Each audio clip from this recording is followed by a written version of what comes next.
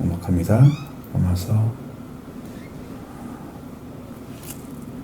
8장 1절로 11절의 말씀 하겠습니다.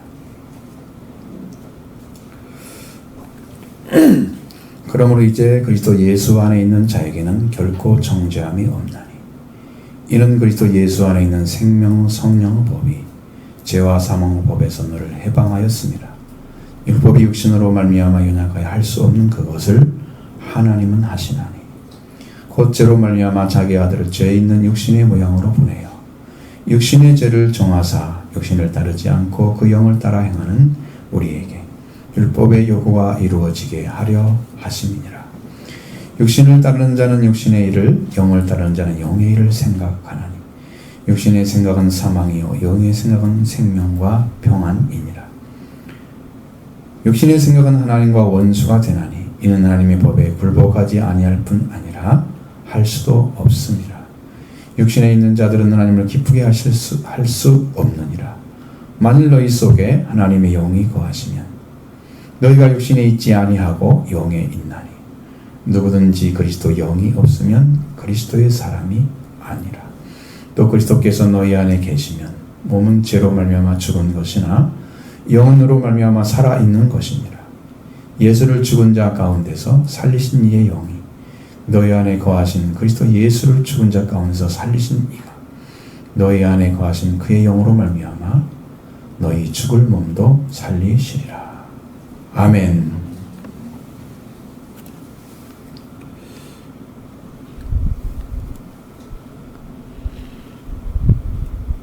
로마서를 보면 그런 생각이 듭니다.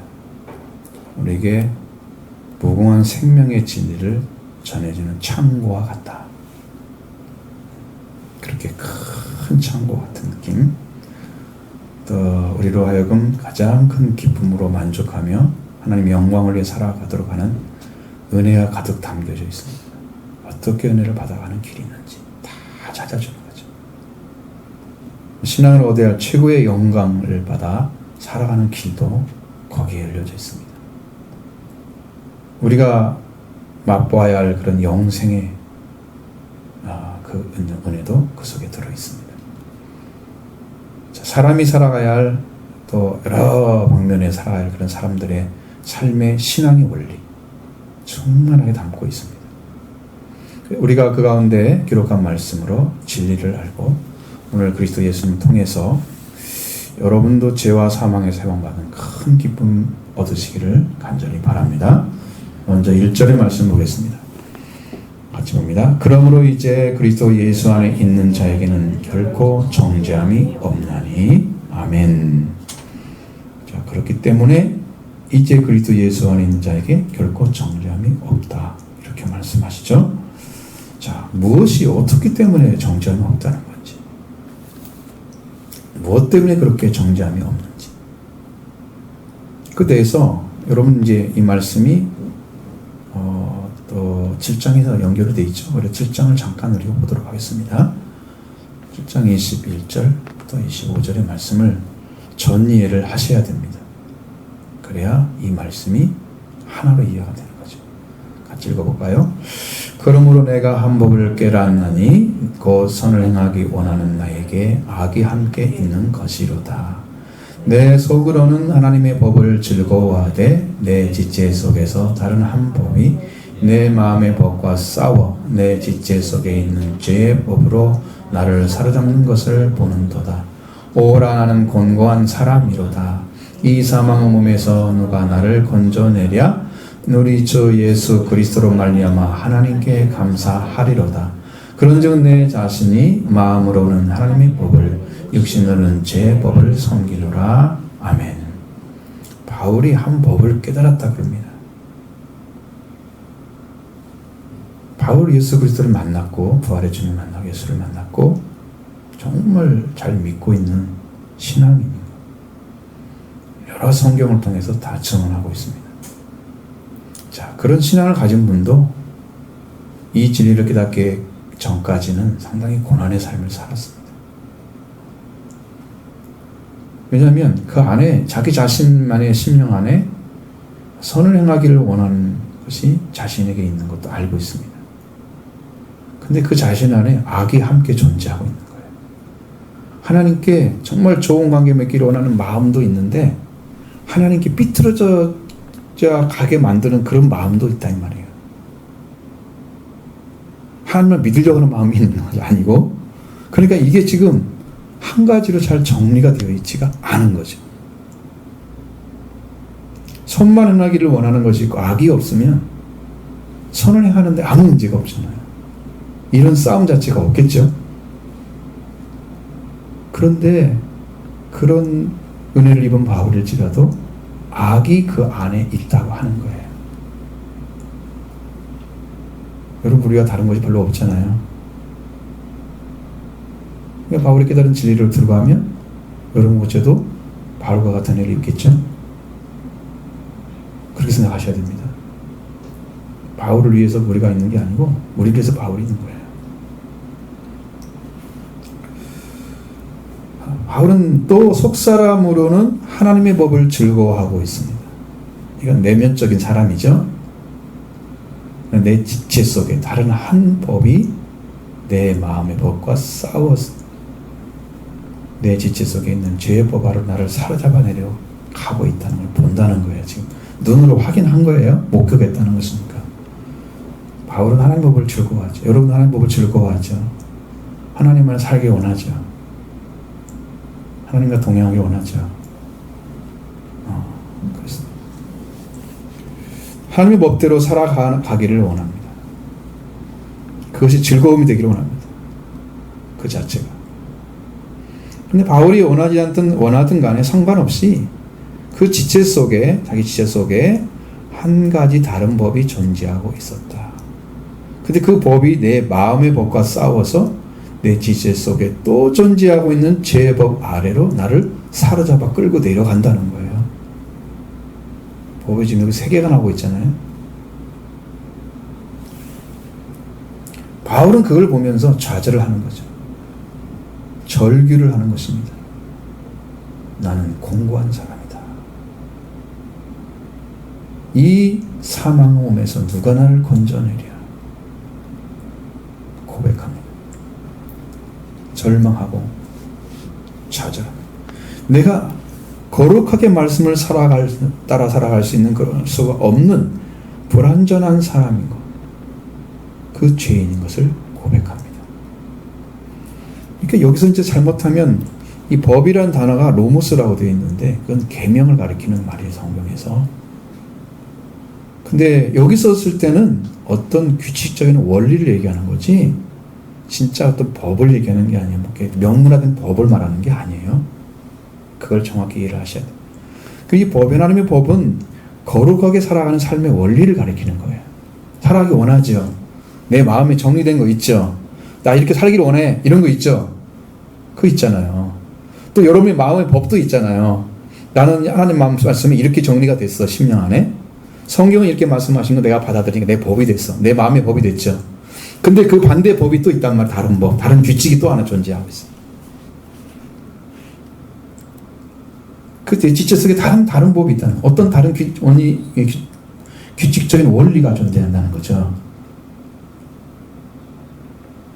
그 지체라고 하는 말이 여러분 뭐 어렵게 생각하지 말고 육신과 똑같은 말입니다. 죄의 성품을 가진 인간을 가리킬 때 육신이라 그러잖아요. 그래서 내가 연약한 존재, 부패한 존재, 죄의 성품을 가진 존재, 그죠? 그런 존재예요. 내가 그런 존재로 살고 있는 육체, 인간, 지체 가지고 있어요. 그래서 내 안에 그 죄를 지어서 죄 아래 다시 들어가게 만드는 그런 법이 싸우고 있는 거예요.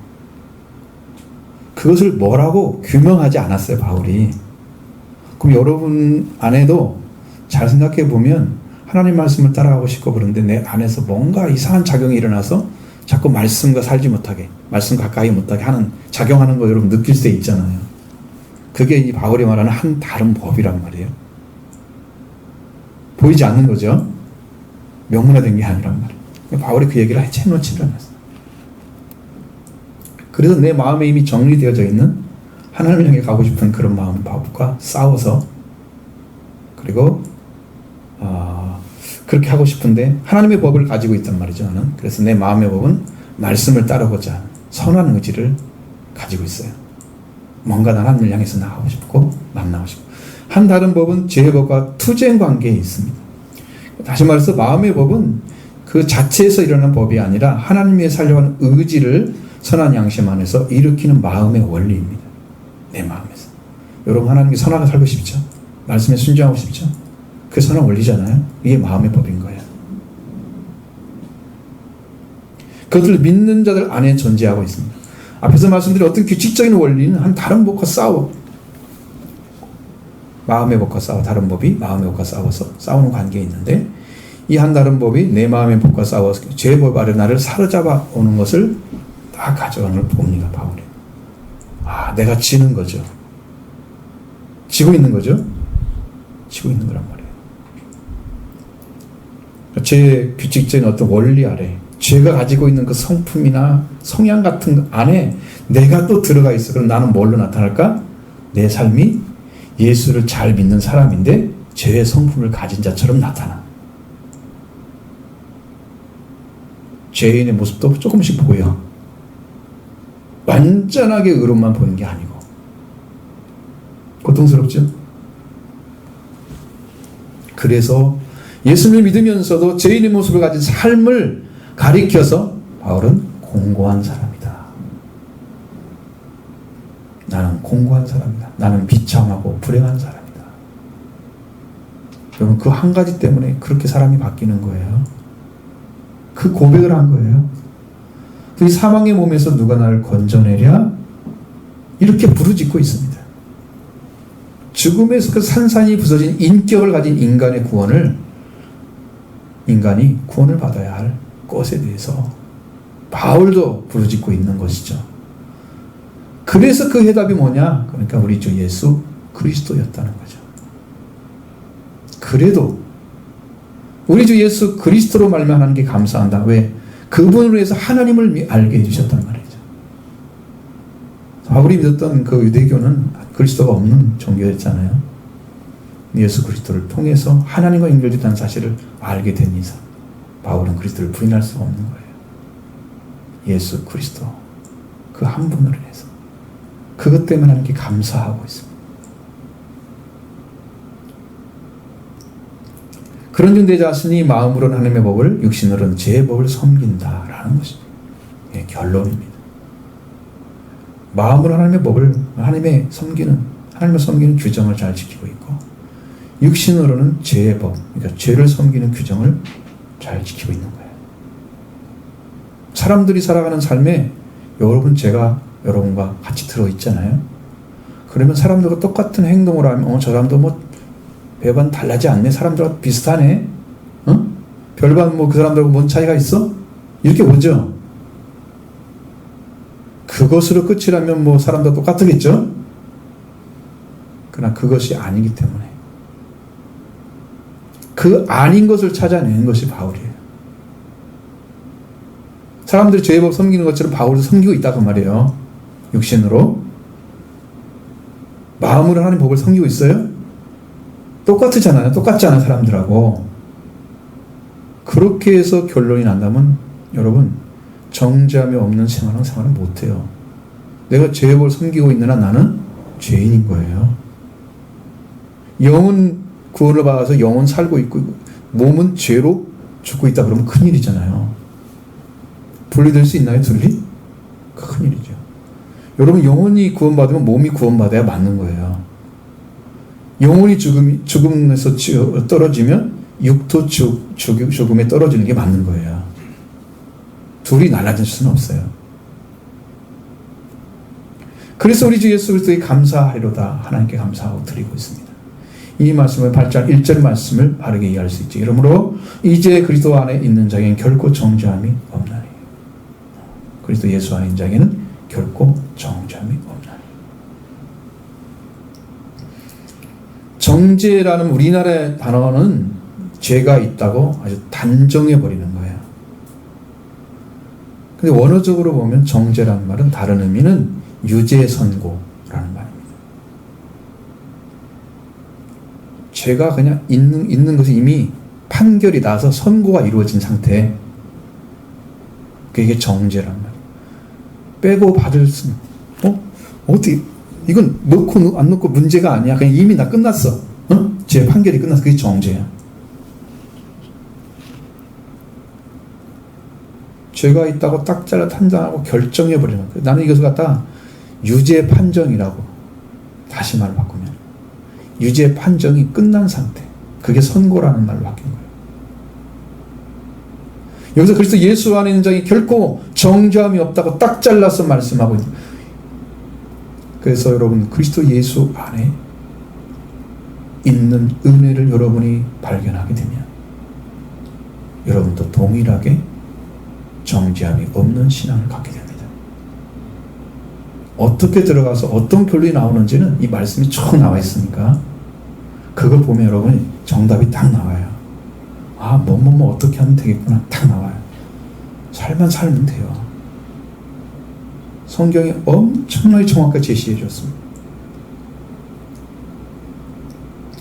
신앙으로 고백되고 있는 예수님을 가리켜서 그리스도 예수라고 합니다.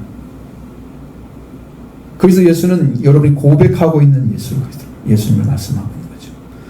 예수 그리스도는 믿음으로 영접할 때 전파되는 예수를 말하는 거예요.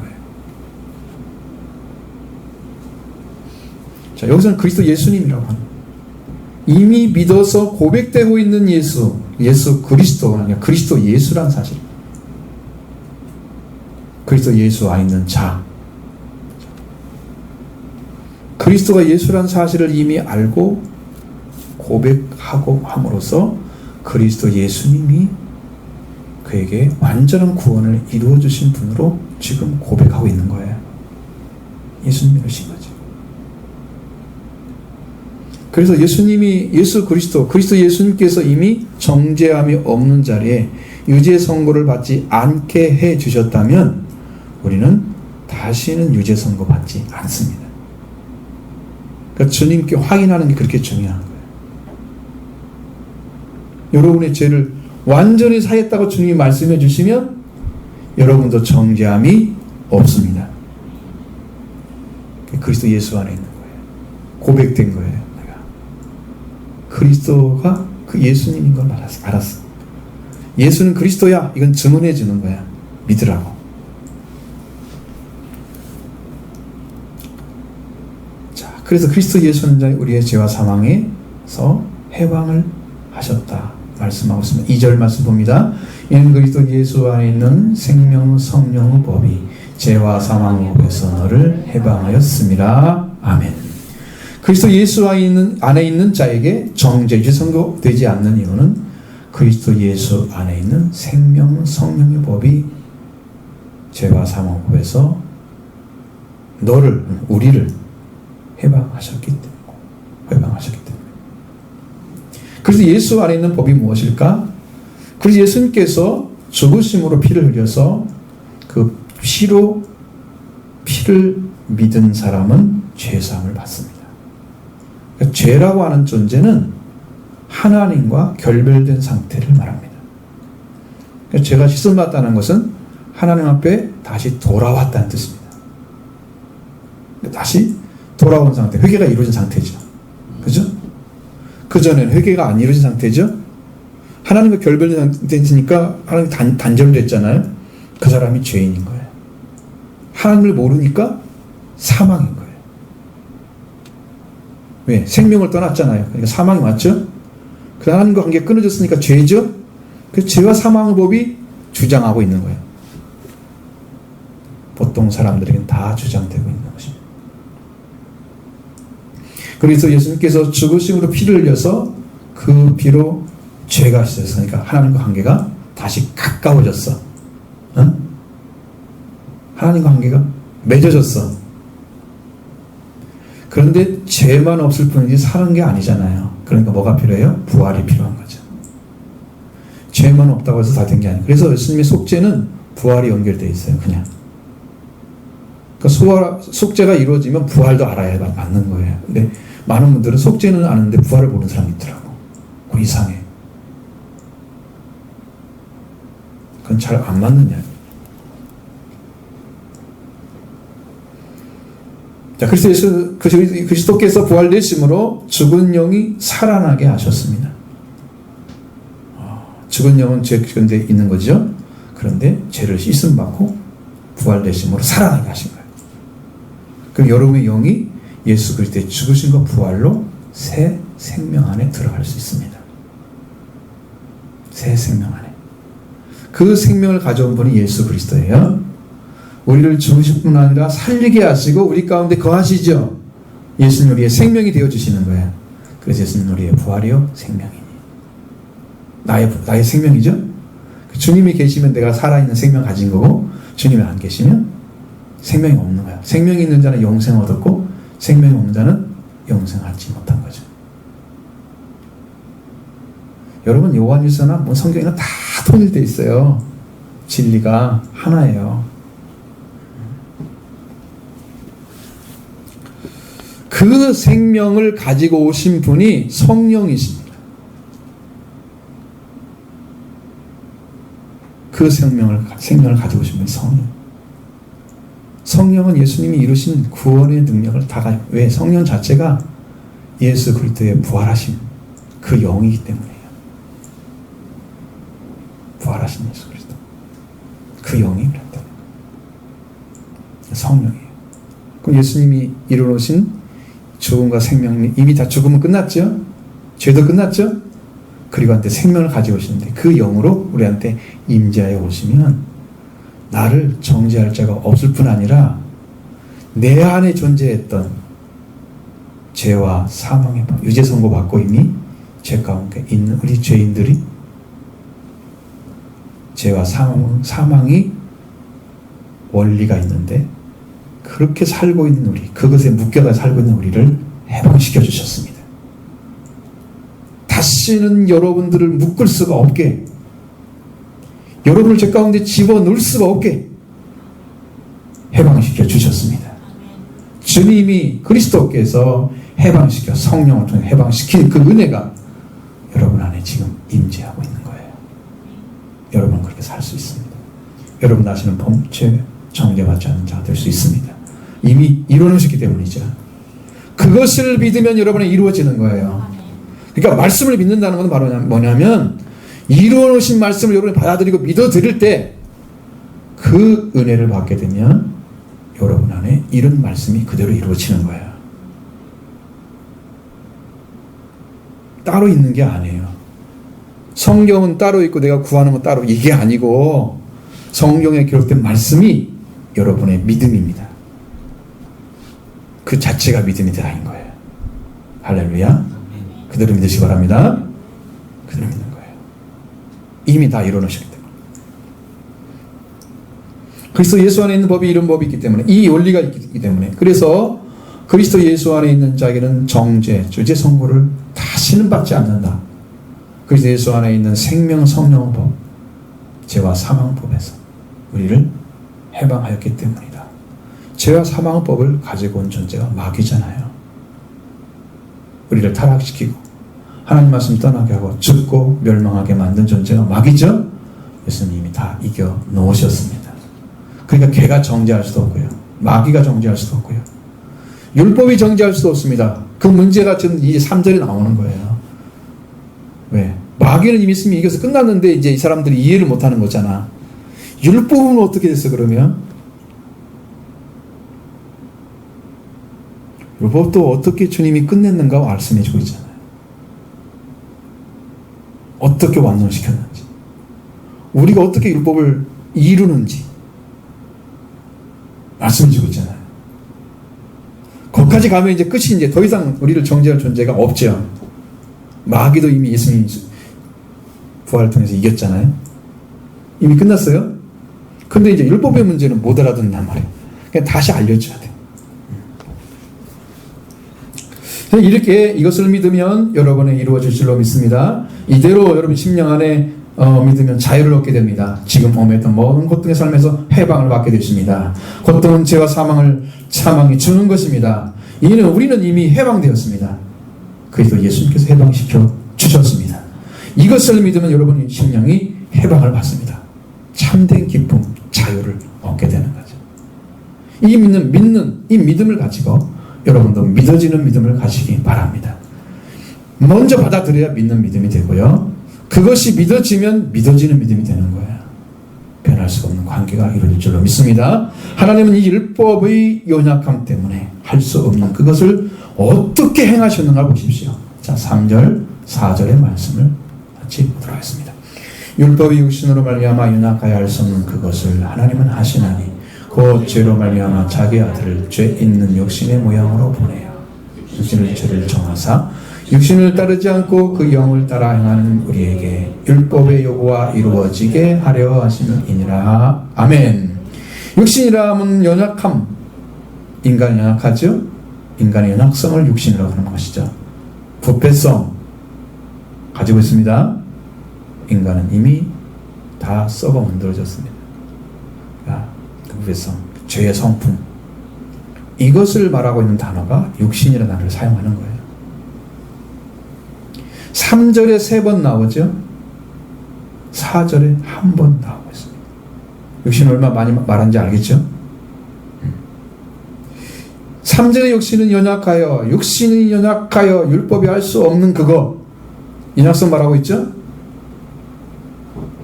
그 육신의 약함 때문에 안 되는 그것을 하나님은 하셨다. 어떻게 하셨을까? 그 죄로 말미암아 자기 아들 죄 있는 육신의 모양으로 보내요. 육신의 죄를 정죄하셨다. 그랬습니다. 이 말이 알아듣기가 너무 어려운 거예요.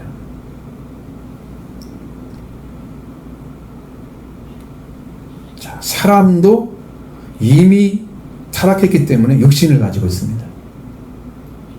우리가 삼분법으로 말하는 그런 육신을 말하는 게 아니에요. 죄의 속성을 말하는 것이죠. 육신은 율법을 행할 수 있는 능력을 상실한 사람입니다.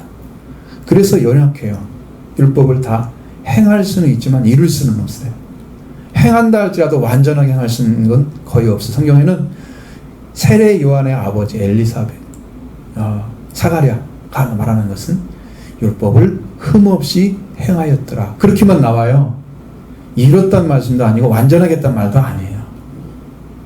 그러니까 흠없이 행할 수는 있어. 그런데 이루지 못합니다.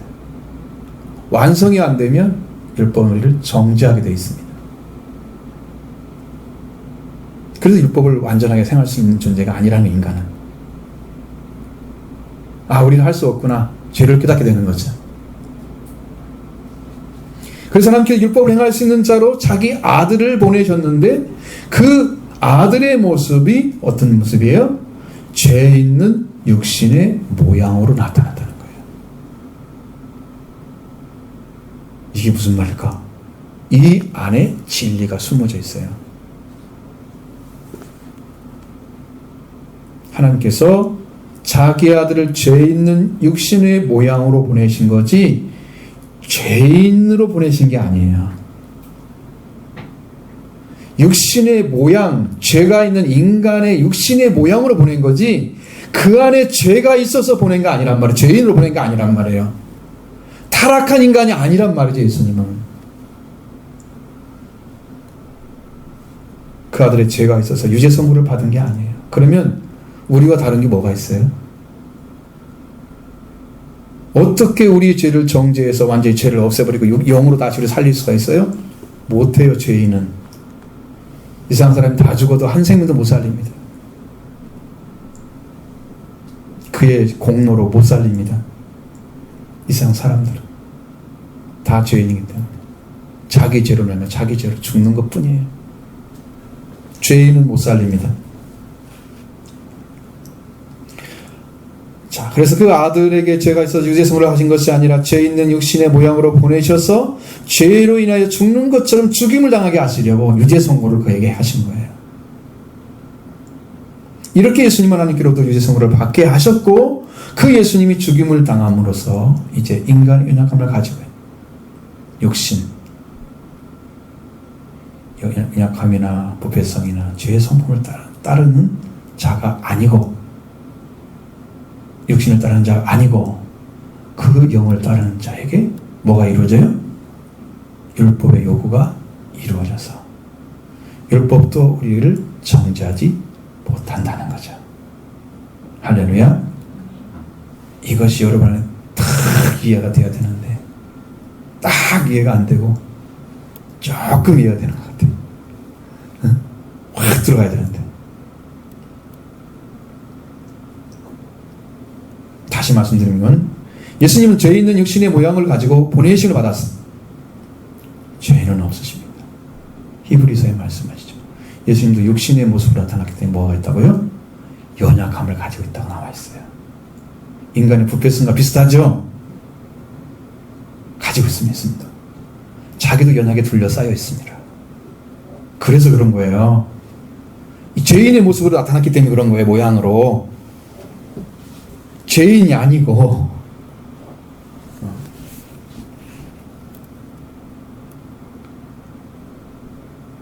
그것을 누가 정했느냐? 죄인 모양으로 보내셔서 그래 죄를 담당할 수 있도록 하나님께서 보내신 거예요. 우리의 죄를 그에게 담당시키셨도다. 하나님께서 보낸 거예요. 그렇게.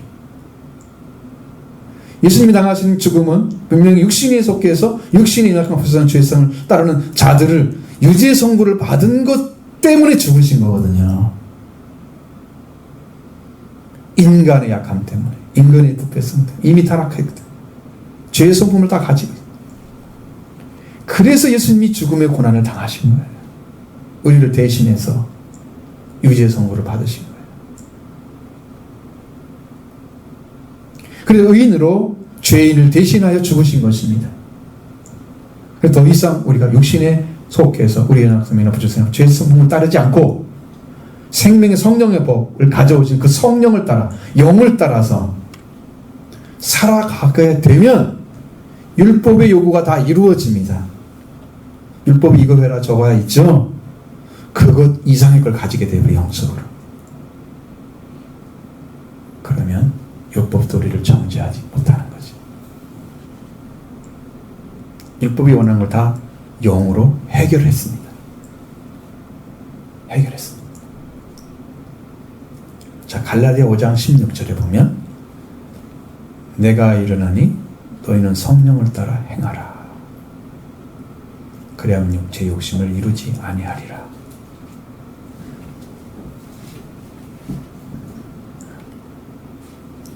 살크스란 단어는 육신이란 말을 쓰기도 하고 육체란 말을 쓰기도 하고 육이라는 말도 번역하고 똑같은 단어예요.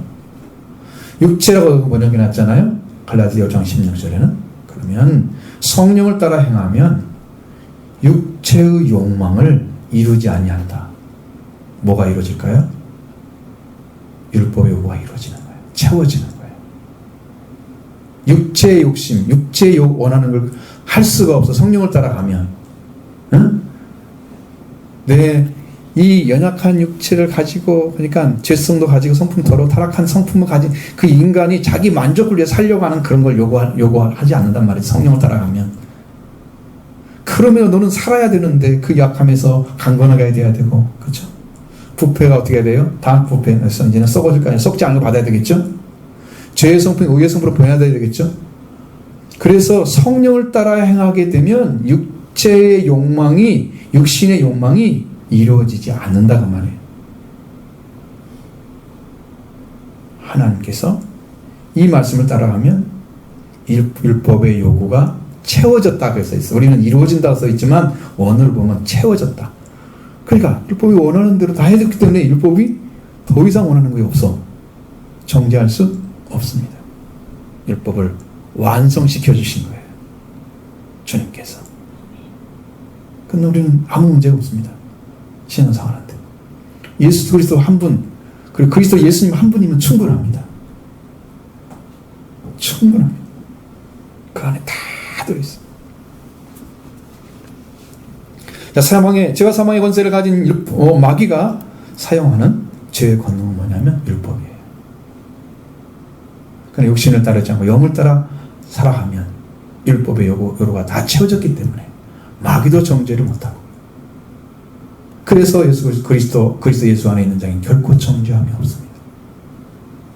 이것이 여러분이 이루어지기를 원합니다. 이 말씀도 이루어지면 여러분이 정말 해방받은 기쁨으로 감사로 살 거예요. 주님은 이걸 주기를 원합니다. 여러분이 찾게 되기를 원합니다. 주님의 심정이에요, 그것이. 그 다음에 정죄함이 없는 신앙은 영을 따르는 자입니다. 성령을 따르는 자죠. 영을 따르는 자에게 맺는 열매를 말씀하고 있습니다. 5절로 6절을 보겠습니다. 육신을 따르는 자는 육신의 일을, 영을 따르는 자는 영의 일을 생각하나니 육신의 생각은 사망이요 영의 생각은 평안과 평안이니라. 아멘. 육신 연약성, 부패성, 죄성품 따르는 이완적인 존재로 보고 있습니다. 이 육신을 따르는 사람은 무엇이 없겠어요, 그 사람에게? 그 육신에 속해져 있는 것에서 하나님께 나가는 길을 찾은 예수 그리스도가 없잖아요. 그래서 그에게는 성령이 없는 거예요. 성령이 없는 자는 육신의 생각을 따른다 거예요. 조금 더 이제 얘기하면 그 다른 의미가 됩니다. 하나님의 말씀을 따르려고 해도 거의 할 수가 없습니다. 그대로. 말씀대로 살 수 있는 영적인 능력이 그에게는 없고 육신만 가지고 있기 때문에. 육신을 따르는 자는 육신의 일을 생각하고 영을 따르는 영을 생각한다. 근데 이것은 이렇게 번역하면 안 돼요. 육신을 따르는 자는 육신의 것에 전념하고 이렇게 해야 돼요. 그러니까 여러분, 이 세상 사람들이 하나님의 일, 하나님의 교회의 일, 성경, 하나님의 나라 이것에 전념합니까? 다 부패가 타락하고 질성이 있는 성품을 가지고 살아가잖아요. 그럼에도 불구하고 하나님 찾는 사람 봤습니까? 그냥 살아가다 하나님 만났어 이런 사람 없죠? 왜? 육신의 일만 점령하기 때문에 그런 거예요. 이 세상에서 육신이 살아가기 필요한 것들을 세상에 구비해 놓잖아. 영이 살아가기 필요한 걸 구비해 놓은 게 아니에요. 이 땅은 육신이 살아가기 합당한 걸 주었어요. 그러니까 이 땅에 살아가는 삶은 전부 육신을 위한 것입니다. 그 일에 전념하고 살아가는 거예요. 계속해서.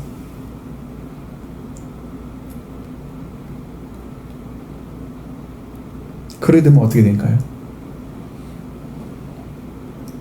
육신을 따르는 자는 육신에 속해 있기 때문에 육신이 가지고 있는 영적인 것이 아무것도 안 왔잖아요. 영이 살아나지 않아서 하나님 것을 이해 못하죠. 그러니까 이성으로 이해되고 그리고 해석되는 유하는 세계 안에서 살아가는 거예요.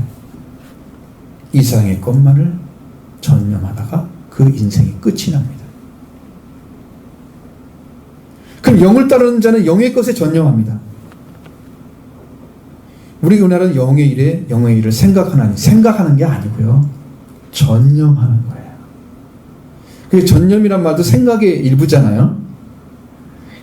전체로 완전하게 생각한다는 뜻이 아니잖아요. 이게 그냥 생각한다는 말은 너무나 좁은 의미야. 그러니까 그 말은 그냥 생각하는 거. 우리나라 생각에는 우리가 들었을 때는 이 말은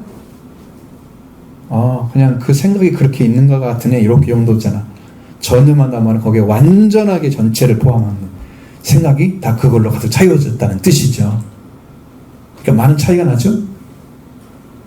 전념한다는 말로 바꾸십니다.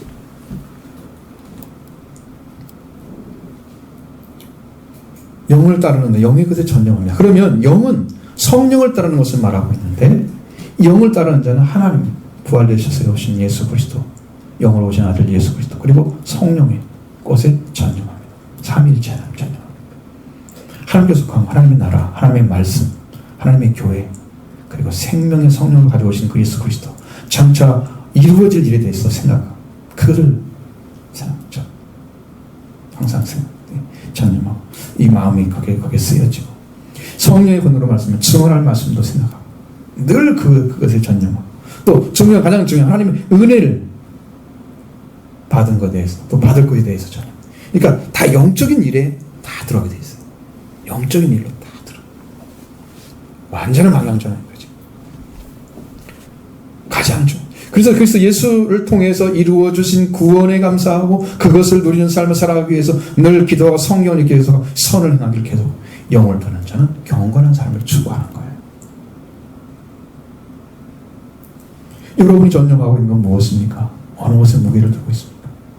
여러분의 사고는 어디까지 가 있나요? 요한전세계 보고 있습니까?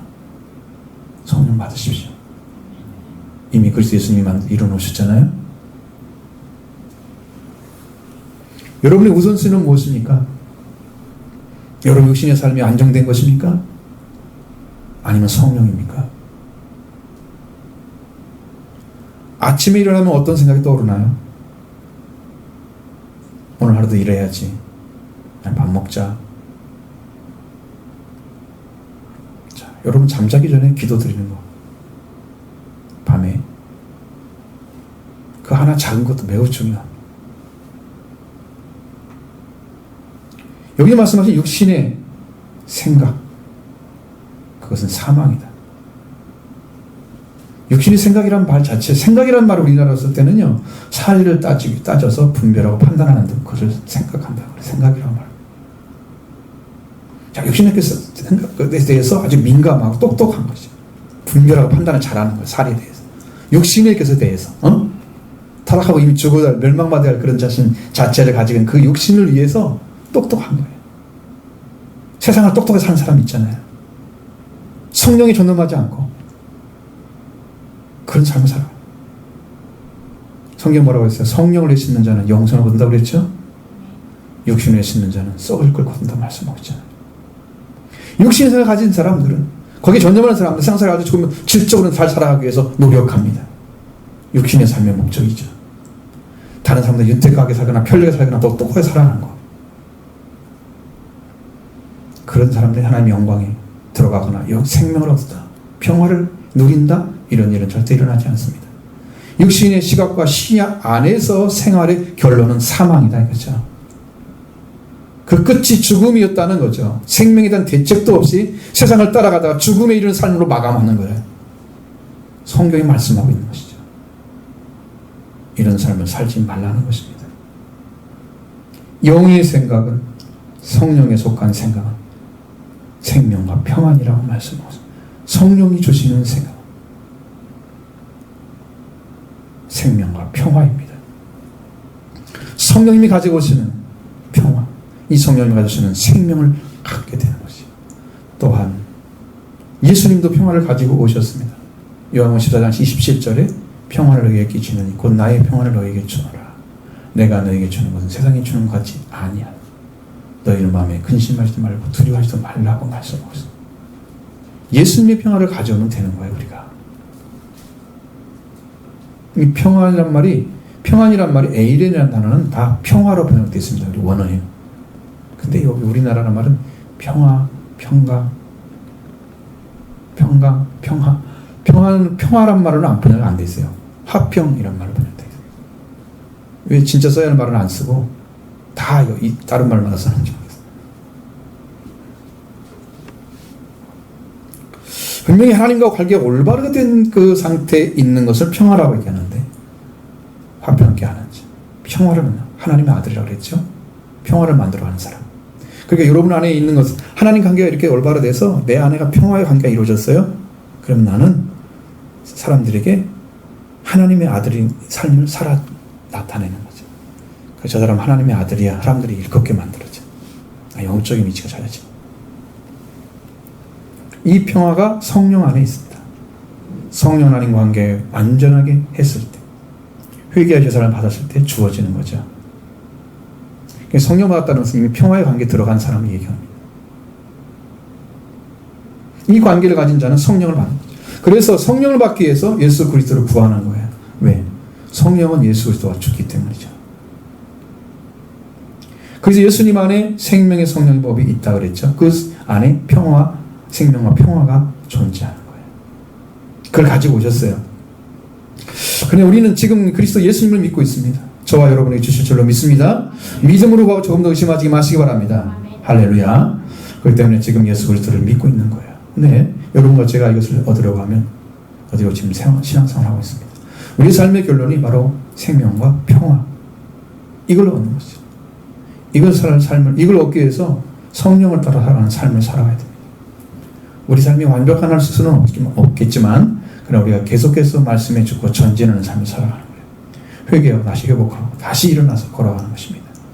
그러면 왜 육신은 영을 따르지 않고 하나님 관계 올바르게 할 수 없을까요? 자, 7절로 8절에 말씀 보겠습니다. 육신의 생각은 하나님과 원수가 되나니 이는 하나님의 법에 굴복하지 아니할 뿐 아니라 할 수도 없습니다. 육신에 있는 자들은 하나님을 기쁘시게 할 수 없느니라. 아멘. 자, 이렇게 되어 있는 것은 여러분 말이 굉장히 오도되어 있는 것입니다. 자, 육신의 생각은 하나님과 원수가 되나니 이랬잖아요. 이 말도 어느 부분은 맞아요. 근데 이거 보십시오. 여기서 원어로 보면 하나님 육신의 생각은 하나님에게 적의이니 그랬어요. 적이란 말은 적대시하는 마음을 적의라고 합니다. 자, 적의로 여기고 맞서는 마음. 적으로 여기고 맞서는 마음이 적대시하는 거예요. 자, 육신의 생각 자체가 뭐라고요? 하나님에게 뭐라고요? 적이란 말, 그냥.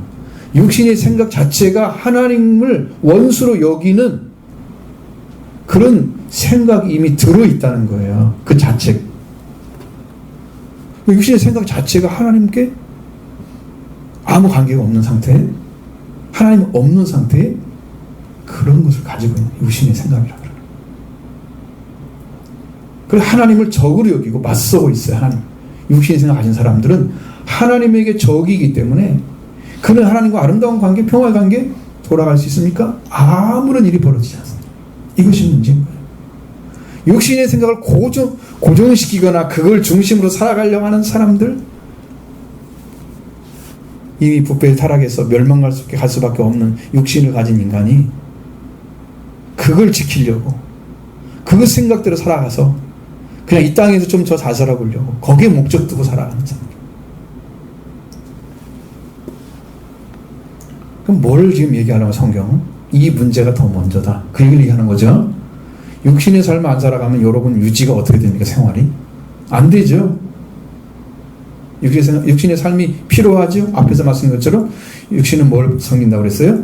죄의 법을 섬긴다고 그랬잖아요. 바울도. 살아야 할 수밖에 없죠. 그걸 부정하는 게 아니야. 지금 이 말씀은 정확하게 이해를 해야 돼요. 그걸 부정하는 게 아니야. 그 안에 더 좋은 게 있다는 거죠. 하나님 안에. 이 말씀을 여러분이 가져줘. 육신의 생각은 하나님의 적이기 때문에 하나님과 아름다운 관계가 들어갈 수 없다. 자, 육신은 하나님과 원수이기 때문에 그냥 원수예요. 하나님에게. 육신의 생각 자체가. 그 말씀을 받아들일 수 있을까요? 안 받아들입니다. 그래서 말씀 안 받는 사람은 이미 육신에 속한 거예요.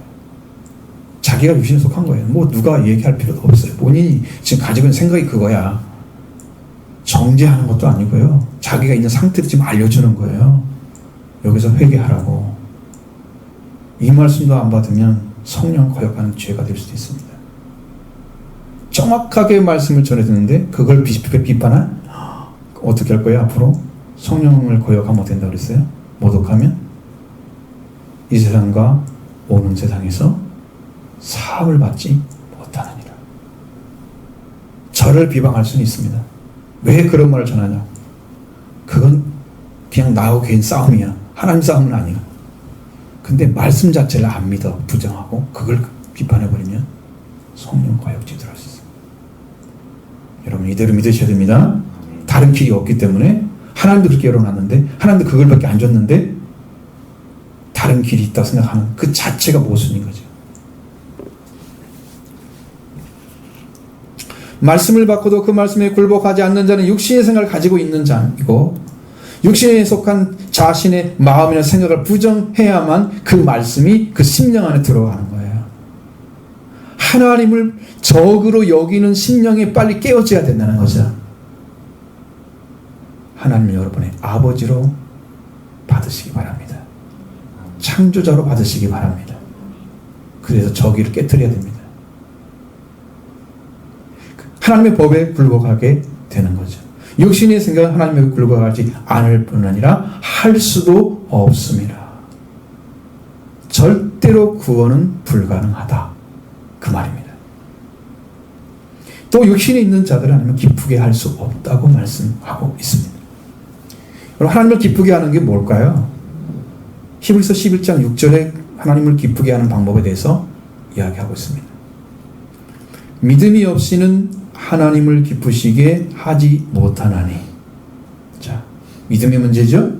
어떻게 해야 돼요? 하나님 존재를 인정해 드리는 거예요. 하나님께 나가는 자는 그가 계신 것과 존재죠.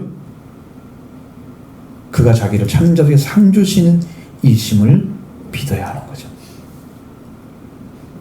이 말씀과 같이 육신에 속한 자는 왜 하나님을 기쁘시게 못할까? 하나님 존재 자체를 인정하지 않기 때문에 믿지 않는 거예요.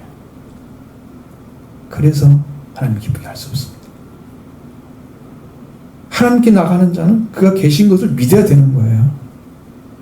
먼저 인정해 드리십시오. 여러분이 이해하지 못하고 하나님을 부정했다면 이제 인정해 주시기 바랍니다. 내 하나님 믿는 거 잘 모르지만 성경대로 그냥 어떻게? 무조건 인정하세요. 알아서 인정하는 것은요, 나중에 기도로 확인하십시오. 만나면 그냥 인정이 됩니다. 그러기 전에 인정을 해야 만날 수가 있어요. 그걸 부정하면 아예 들어가지 못하는 거예요. 열쇠를 줬는데 열쇠를 번호를 다른 거 누르고 막 열고 안 되죠. 그 열쇠 번호는 그 번호가 있어요. 키가 분명히 있어요. 그것만 눌러야 들어가요. 거기 열게 돼 있어요. 근데 그거 아니도 들어갈 수 있다고 생각하고 가는 사람들 열어지겠어요? 그거 똑같은 거예요, 지금. 자, 하나님 자체를 인정하는 것이면 하나님의 존재를 인정하는 겁니다. 이걸 믿으시기 바랍니다. 찾는 자들에게, 하나님 찾는 자들에게 상 주시는 님도 믿으시기 바랍니다. 자, 여러분, 이 말씀에 대해서 또 말씀한 곳이 있습니다. 그것은 내가 여러분에게 언젠가 말씀드렸던 에베소에서 나온 말씀이죠. 거기에 보면 십자가에서 뭘 했다고요? 하나님의 원수됨을 어떻게 했다고요? 살해했다고 말씀 전했습니다. 제가. 자, 여기는 찾아보지를 않았겠지만 여러분들이 찾아보면 나와요. 에베소 찾아보면 나와요. 이미 십자가에서 저기를 없애버렸어요. 하나님과. 그러니까 그렇게 하고서 하나님께 우리한테 화해를 요청한 거예요. 그럼 우리가 그걸 받아들이기만 하면 우리 안에 뭐가 사라질까요? 저기가 사라지게 돼 있어요. 이미 죽어버렸기 때문에. 그럼 하나님을 아버지라 영접할 수 있습니다. 예수님 통해서. 그죠? 육신의 생은 하나님의 저기를 가지고 있어서 하나님의 존재를 인정하지 않고 인정한다 해도 나하고 관계로 받아들이지 않습니다. 하나님 살아계신 것은 같아. 그렇게 할 수 있잖아요. 그렇다고 해서 나와 관계가 있는가? 아니에요. 자기가 인정한다고 해서 하나님이 나와 관계 맺은 건 아니에요. 모든 사람과 관계 맺고 그들이 회개하게 돌아오기를 원하시는데 하나님께서는 그런 사람들은 하나님이 없이 자기중심 생각이 돼서 자기 틀에서 벗어나지 못합니다. 그게 육신의 생각 가진 사람들의 심각한 문제입니다. 그래서 사고가 경직되어 있습니다. 이거 아니면 안 돼. 아니야. 라고 부정을 하죠. 유교에 철저하게 매진돼서 그 어렸을 때부터 쭉 고정된 틀을 가진 분들은요, 안 들어갑니다. 말씀이 안 들어갑니다. 새로운 걸 받아들이지 않습니다. 그래서 제가 새로운 걸 받아들이는 그 말씀을 하나님께서 열어주시는데, 여러분이 이 말씀을 들으면 어떻게 사고가 일어나니? 근데 여기에 사실은 요걸 가지고 1시간 해야겠더라고. 얼마나 하나님 열어주시는지. 근데 이 말씀을 전할 수가 없는 거예요, 사실은. 내가 집회를 해야 맞는 거예요, 지금. 집회가 아니면 예배이기 때문에 할 수가 없어요. 대신 성경은 제가 찾아드리겠습니다. 에스겔 36장 24절로 27절. 어떻게 해야 여러분의 마음이 변화가 돼서 마음이 바뀌어서 말씀을 잘 받아들일 수 있는가? 하나님 말씀대로 살려고 하는가? 하는 것이 여기 정리되어 있습니다. 사실 이걸 다 말씀드리면 시간이 너무 멀을 것 같아요. 저는 다 준비해놨습니다. 어느 정도까지는 다 준비해놨지만 이걸 아주 짧게 중심만 이야기하겠습니다. 그 말씀의 중심이 아주 중요한가? 여기는 이제 이스라엘의 회복에 대해서 말씀하고 있습니다. 분명합니다. 먼저 맑은 물을 이스라엘 백성에 뿌려서 모든 더러운 것, 우상 숭배 정결하게 하죠. 그러면 이 옛 생활을 정리해 주는 겁니다. 옛 생활을 새 영을 너희 속에 두고 새 마음을 너희에게 주어서 너희 육신에서 이스라엘 백성의 육신이죠. 굳은 마음 제거하고 저기 돌 같은 마음을 말합니다. 돌 마음. 돌 마음이란 말은 이해가 안 되니까 돌 같은 마음. 굳은 거죠. 그걸 제거하고 부드러운 마음, 살 마음. 그런데 그것도 살갗 같은 마음 바뀌어야 되겠죠. 살갗 같은 마음을 주시는 거예요. 그리고 새 영을 너희 속에 두고 거기에 새 영이 들어왔죠. 그 다음에 새 마음을 너희에게 주어서 이게 주어졌는데 이 마음이 이루어지면 하나님의 영을 너희 속에 두어서 이스라엘로, 이스라엘 너희가 봐 이스라엘이죠. 너희로 내 율례를 행하게 할 것인데, 그럼 이스라엘 백성은 뭘 해요? 이스라엘이 내 규례를 지켜 행할 것이다. 하나님은 율례를 행하게 하라고 말씀하시잖아요. 그 율례와 규례는 따라다니는 말이에요. 하나의 단어야. 같은 뜻으로 생각하면 돼요. 하나님 이거 해라 그러니까 어떻게 한다고요? 이스라엘 백성들이 그때는 해. 그 전에는 못했어. 뭐가 왔기 때문이에요? 일단은 맑은 물로 더러운 것과 우상에서 해방시켜줬죠. 그 하나 해결됐어요. 그 다음에 새 영을 너희 속에 두고 새 마음을 너희에게 주어서, 그러니까 영이 들어온 사람에게 마음이 새 마음이 주어지는 거예요. 성령 받아야만 되는 거야. 안 바뀌어요. 마음이 가르친다고 바뀌는 게 아니에요. 부드러워지지 않습니다. 경직된 마음, 돌 같은 마음이죠. 굳어진 거죠. 이 마음이 살갗 같은 마음으로 변해요. 그러면 말씀을 들어가야지. 말씀이 들어가 순종해. 육신의 마음 이제 변화시켰죠. 그 말씀을 가진 들어온 사람들은 다 은혜를 받습니다. 그래서 이게 다 과정인데, 여러분 이 말씀 가지고 진짜 한번 그냥 붙어보는 거죠. 내가 죽든 살든 말씀이 들어가면 이 문제 해결하십니다. 하나님께 해결하시죠. 해결되면 이제 하나님 말씀 받아들이는데 아무 문제가 없습니다. 너무 편하게 받아들이는 말씀. 경직된 마음, 육신에 속한 마음이에요. 이런 것들이 다 변화가 돼야 돼요. 자, 성령을 받지 않으면요, 마음이 이제 경직된 마음에서 해방되지 못합니다. 이래서 이제 굳어진 마음을 갖게 되는 거예요. 그리고 그런 마음을 가지고 성경을 보는들 뭐하고 들어오고, 그러니까 힘들죠. 여러분 죄사함 받고 성령 받기 힘쓰셔야 되는 거예요. 성령 받으시기 바랍니다. 나는 간절히 소원합니다. 이스라엘 백성들이 말씀을 어겨서 온갖 더러운 상태에 있는 상태에 이 말씀을 제거하시고, 그런 심령들을 다 제거하시고 이제 이 말씀으로 들어가게 됩니다. 그 중간치를 제가 다 잘라버렸습니다. 시간이 없어가지고. 말씀이 이해가 안 되면 한 번만 더 나누면 됩니다. 근다고 1시간 얘기하지 않을 테니까 걱정 안 하셔도 돼요. 정확하게 정리할 수 있습니다. 성령을 받지 않으면 이렇게 된다. 육신에 있는 자들의 마음이 경직되어서 하나님 말씀 듣지 않고, 하나님을 인정하지 않고, 하나님 율법에도 굴복하지 않고, 그래서 하나님을 기쁘게 할 수가 없는 거죠. 그 말을 하고 있는 거예요, 지금. 자, 이제 하나님의 영을 따르는 자는 하나님의 영, 그 사람에게 있는 사람이다. 자, 9절 10절 보겠습니다. 만일 너희 속에 하나님의 영이 거하시면 너희가 육신에 있지 아니하고 영에 있나니, 누구든지 그리스도의 영이 없으면 그리스도의 사람이 아니라. 또 그리스도께서 너희 안에 계시면 몸은 죄로 말미암아 죽은 것이나 영으로 말미암아 살아있는 것이니라. 아멘. 분명히 말씀하시죠.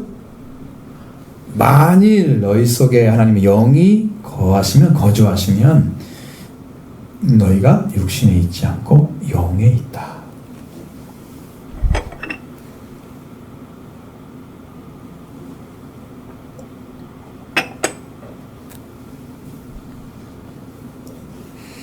이 말씀 우리에게는 육신에 속한 자와 영에 속한 자가 있는데, 하나님의 영, 즉 성령이 우리 안에 거주하시면 육신에 있는 자가 아니고 영에 있는 자다.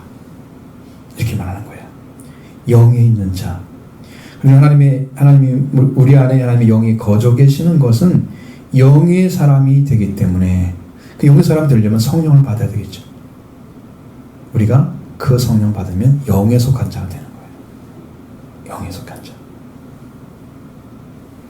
우리 안에 영이, 하나님의 영이 거주하기를 여러분도 원하시죠? 그렇게 될 줄로 믿습니다. 그걸 기도하셔야 됩니다. 이루어질 줄로 믿고 간절히 기도하시기 바랍니다. 나 여러분 가운데 이루어질 줄로 믿습니다. 하나님의 영이 거주하는 사람은 육신에 있지 않다. 육신에 살고 있지 않다는 얘기예요. 영에 살고 있는 거예요. 앞에서 말씀드린 영의 사람의 삶을 살고 있는 거예요. 영을 따르는 삶을 살고 있는 거예요. 그게 전념하는 거죠. 자, 그런데 여기서 누구든지 그리스도의 영이 없으면 그리스도의 사람이 아니라고 재차 강조하고 있습니다. 여기 그리스도의 영이 있어야 된다는 거예요. 하나님의 영이 있어야 된 것처럼. 그리스도의 사람, 그리스도의 영이 있어야 된다는 말씀입니다. 우리가 영의 사람이 됨으로써 드디어 육신에 속해 육신의 일에 전념하고 사망의 열매를 맺어가는 사람이 아니고 영의 일에 전념해서 생명과 평화의 열매를 맺어가는 삶을 살아가기를 하나님 간절히 바라는 그 심정을 이 말씀에 하고 있는 거예요. 하나님 마음에 이 말씀 우리가 받아야 할 말씀입니다. 자, 누구든지 그리스도의 영이 없으면 그리스도의 사람이 아니라 했는데 이것은 보세요. 이것보다 더 중요한 그리스도의 사람이란 말은 아니에요. 이것은 뭐냐면 그리스도의 것이라고 해야 돼요. 소유가 바뀐 것을 말하는 거예요.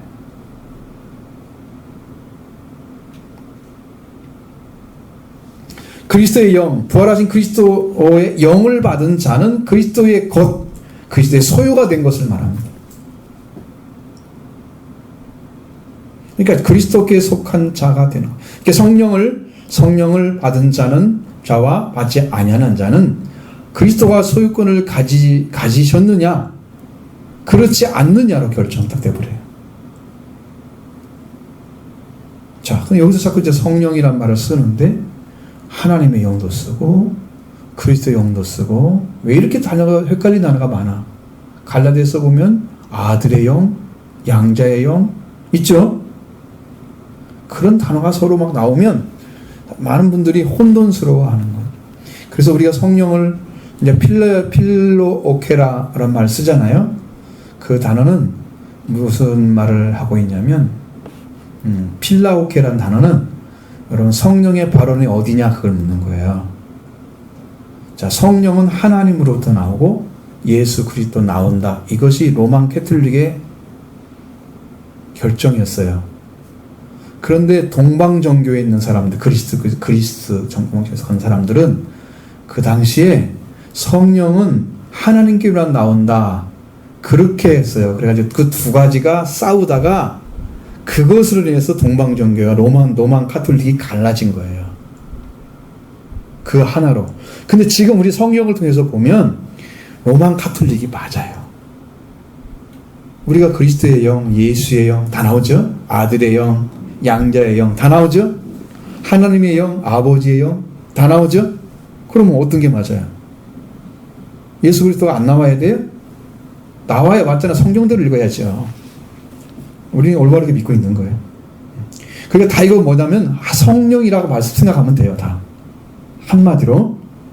그래야 여러분 마음이 이거 그리스도 영 따로 있고 하나님 영 따로 있고 막 이거 헷갈리는데 이런 말을 하지 않아. 다 성령인데 표현하는 방식이 다르다. 아시겠죠? 그대로 믿으시기 바랍니다. 그리스도의 영, 그리스도의 영이 있는 자는 그리스도의 것이 되는 거다. 그리스도를 영접해서 죄와 사망에서 완전히 해방자들이에요. 주님이 그리스도의 소유가 된 사람들이에요. 그래 그리스도 그렇기 때문에 그리스도의 것입니다. 할렐루야. 여러분들께 되기 바랍니다. 별로 되고 싶은 마음이 없는 사람들이 더 많은 것 같아요. 말씀이 어렵긴 하지만 여러분이 재미있게 받으셔야 돼요. 믿어지면 아멘이고 안 믿어지면 아멘 아니고 그러지 말고 안 믿어진 것도 믿어야 되니까 아멘이에요. 믿어진 것은 더 잘 믿으니까 아멘. 다 받아야 됩니다. 하나님 말씀은 예수님처럼 믿어야 돼요. 예만 되고 아니오가 안 돼야 돼요. 다 믿으시기 바랍니다. 다 영접해야 됩니다. 다 여러분 것입니다. 다른 사람 준 게 아니에요. 그래서 이미 그리스도는 우리 죄를 용서하셨습니다. 이것도 믿으시기 바랍니다. 믿게 되면 여러분 이루어지는 거예요. 이루어졌는데 맞아, 이루어진 건 나도 알고 있어. 근데 안 이루어졌어. 뭐가? 자기가 안 믿었기 때문이지.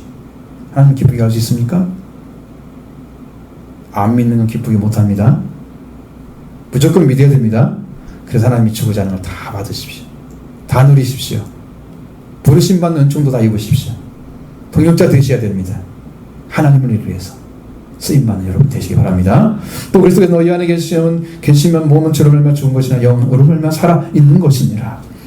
그리스도께서 영으로 우리 안에 계시면 몸은 주로 얼마 죽은 거다. 그러나 몸이 죄에게 죽임을 당했다는 거예요. 그리스도가 우리의 의로움이 되셔서 우리의 영은 살아있는 거예요. 그리스도가 이미 만들어놨어요.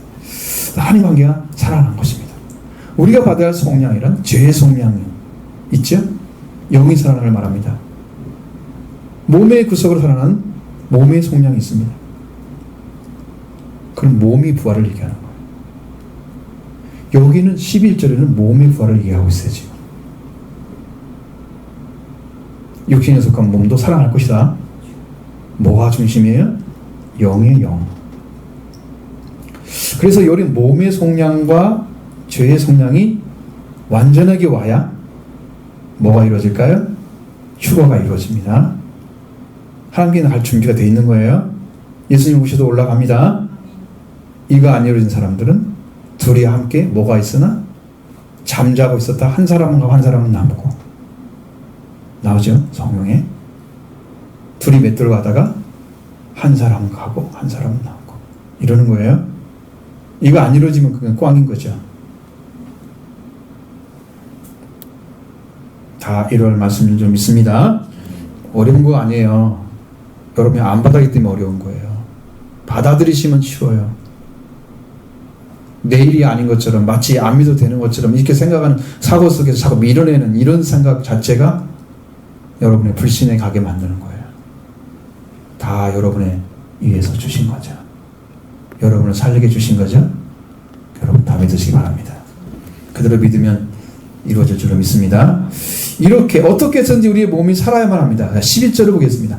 예수를 죽은 자 가운데 살리신 이의 영이 너희 안에 거하시면 그리스도 예수를 죽은 자 가운데 살리신 이가 너희 안에 거하시는 그의 영으로 말미암아 너희 죽을 몸도 살리시리라. 아멘. 예수님을 죽은 자 가운데 살리신 이가 누굽니까? 하나님이시잖아요. 그리스도 예수님을 죽은 자 가운데 살리신 누굽니까? 그분도 하나님이시잖아요. 아니 예수, 그리스도 예수 자꾸 바꿔 쓰잖아요. 말을. 똑같은 단어인데 예수는 뭐예요? 그러니까 여기가 해석을 잘해야 여러분 지금 오늘 들은 말씀이 정리가 돼요. 정확하게 지금 하나님께 가르쳐줬는데 예수님을 죽은 자 살리신 이의 영, 하나님의 영이 너희 안에 거주하시면 그래서 예수님을 죽은 자 살리신 이가 너희 안에 거하시는 그 거주하신 그 영, 하나님의 영 자신의 영으로 인해서 너희의 죽을 몸도 살릴 것이다. 그렇죠? 이게 약속입니다. 몸의 부활이 이루어진다는 거죠. 성령이 거주함으로 몸의 부활을 약속해 놓은 거예요. 이렇게 이루어질 줄로 믿습니다. 그런데 여기서 중요한 단어가 예수란 단어와 그리스도 예수란 말입니다. 자, 성령으로 마리아가 잉태됐을 때 예수는 하나님께서 정해준 이름입니다. 그리스도라는 예수가 나시니. 그렇죠? 자, 마태복음 1장 21절에 아들을 낳으리니 이름을 예수라 하라. 하나님 정해줬죠? 그러니까 사람, 그리스도인데 그리스도의 이름이 땅에서 사는 삶의 이름이 예수란 말이에요. 그럼 모든 사람이 예수란 말이죠. 땅에 사는 사람이란 뜻이죠. 그 사람을 살렸듯이 너희들이 믿는 그리스도 예수, 고백하신 그리스도 예수, 그분이 하나님의 영이 거하는 너희 심령 와서 보신단 말이에요. 우리를. 그리고 너희 안에 너희가 죽을 몸도 살려줄 거다. 그 이야기를 해주는 거예요. 잘 보셔야 되는데 이게 잘 이해가 안 되지 지금도. 이 세상에 태어날 예수 그리스도 예수의 이름. 자, 그런데 예수 그리스도라는 한 단어는 앞에서 말씀드린 것처럼 믿음을 가지기 위해서 믿는 그리스도 예수, 그리스도 예수라고 말씀드렸잖아요.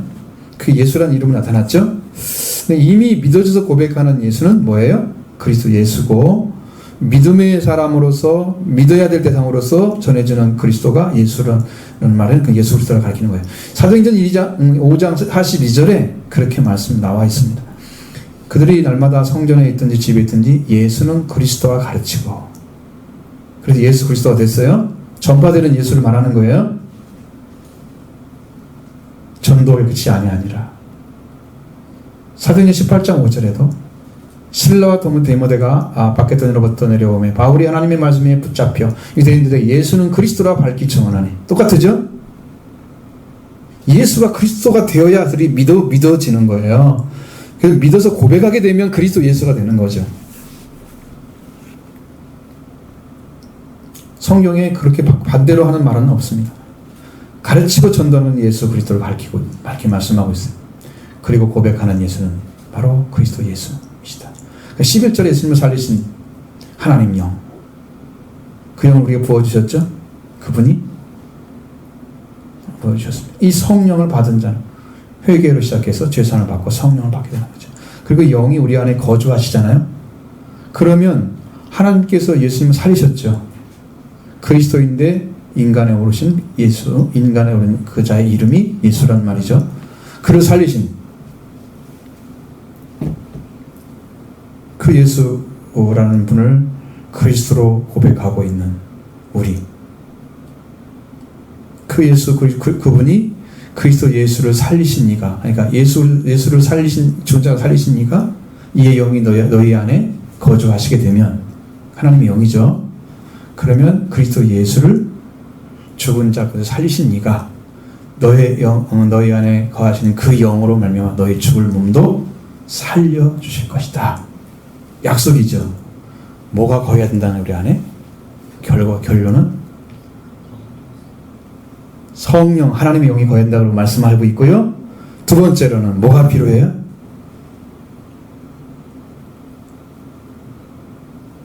영이 거하는 사람, 성령 받아야 한다는 것이죠. 영이 필요하고 그 영을 누가 받아야 돼요? 우리가 받아야 되는 거죠. 그리스도 예수를 죽은 자 살리셨잖아. 그러니까 그리스도 예수를 죽은 자 가운데 살리신 걸 믿어야 그 구원을 받는 거예요. 예수를 죽은 자가 살린 것도 믿어야 되는 거예요. 똑같은 말이죠. 우리의 부활은 그의 영이 거하느냐 거하지 않느냐에 달려있는 거예요. 몸의 부활이 얼마나 중요한지 아시겠죠? 성령 받는 것이. 몸의 부활이 이런데 중요하죠? 응? 죄의 성령 받는 게 아니고 몸의 성령 받는 거예요. 여기까지 들어가 있어요. 성령을 받아야 자기 하늘나라 올라가지. 여러분은 이루어져야 되는 문제인 걸 알죠? 부활의 주님을 주로 받고 성령을 받은 자를 하나님께 죽을 몸도 부활시키는 것을 보여주고 있습니다. 어렵지만 여러분도 같이 따라오시기 바랍니다. 함께 하기를 바랍니다.